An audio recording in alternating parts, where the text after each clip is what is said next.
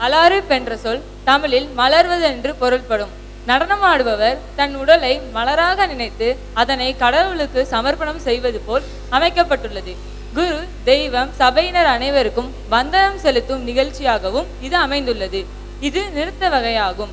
நாட்டியத்திற்குரிய உறுப்புகளில் மிக முக்கியமான கண், முகம், கழுத்து ஆகியவற்றின் அசைவுகளும் கை கால்களின் அசைவுகளும் அலாரிப்பில் இடம்பெறுகின்றன. இவ்வுருப்படி ஆரம்பிக்கும் போது கால்கள் சமபாதத்திலும் திருஷ்டி சமத்திலும் கைகள் நாட்டியாரம்பத்திலும் இருக்கும்.